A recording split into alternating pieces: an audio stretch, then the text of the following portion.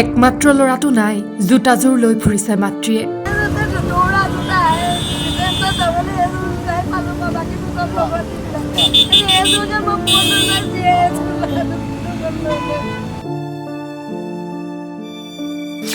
ডিফেন্সৰ পৰীক্ষা দিবলৈ জোতাযোৰ পিন্ধি দৌৰিছিল পুত্ৰই।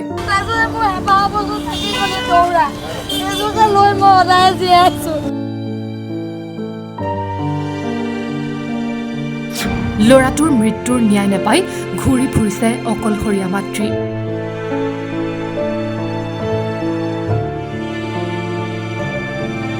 মামাই ন্যায় নিদিলে মোক ইয়াত গুলিয়াই মাৰক।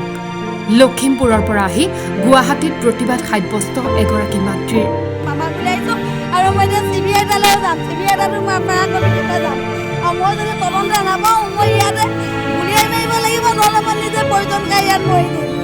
পুত্ৰৰ ফটো, জোতা সকলো নথি পত্ৰ লৈ বহি পৰিল জনতা ভৱনৰ সন্মুখত। যোৱা 28 ফেব্ৰুৱাৰীত লখিমপুৰৰ বগীনদীৰ কোলাপানীত ৰহস্যজনকভাৱে মৃত্যু হৈছিল জেৰিনা বৰাৰ পুত্ৰ ৰাকেশ বৰাৰ। একমাত্ৰ পুত্ৰৰ মৃত্যুৰ পাছৰে পৰা আৰক্ষীৰ সহায় বিচাৰিও আজিলৈকে সুদুত্তৰ নাপালে মাতৃয়ে। মাতৃৰ অভিযোগ, ৰাকেশৰ শৰীৰত আছিল আঘাতৰ চিন। ৰাকেশে চলোৱা স্কুটিখনত নাছিল কোনো ধৰণৰ দাগ। স্কুটিখনত এটা ঘাইল নাই, ক'ত এটা স্পট নাই, কিন্তু ল'ৰাটো অকল ব্ৰেইন ইঞ্জুৰি, পোষ্টমৰ্টম ৰিপৰ্টত অকল ব্ৰেইন ইঞ্জুৰি। মাতৃ জেৰিনা বৰাই কোনো কাৰণতে দুৰ্ঘটনা হিচাপে মানি নলয় পুত্ৰৰ মৃত্যুৰ কাৰণ।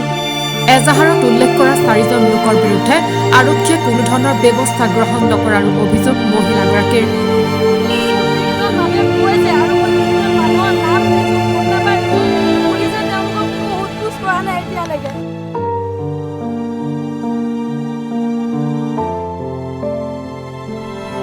পৰিয়ালৰ একমাত্ৰ উপাৰ্জনকাৰী আছিল ৰাকেশ বৰা। 2 বছৰ পূৰ্বে মৃত্যু হৈছিল স্বামী মিণ্টু বৰাৰ। অকলশৰীয়া মহিলাগৰাকীয়ে পুত্ৰৰ ন্যায় বিচাৰি বহি পৰিল জনতা ভৱনৰ সন্মুখত। ঘটনাৰ উচিত তদন্ত বিচাৰি মুখ্যমন্ত্ৰীক সাক্ষাৎ কৰাৰ লগতে CBIৰ তদন্ত বিচাৰিলে দুৰ্ভগীয়া মাতৃগৰাকীয়ে।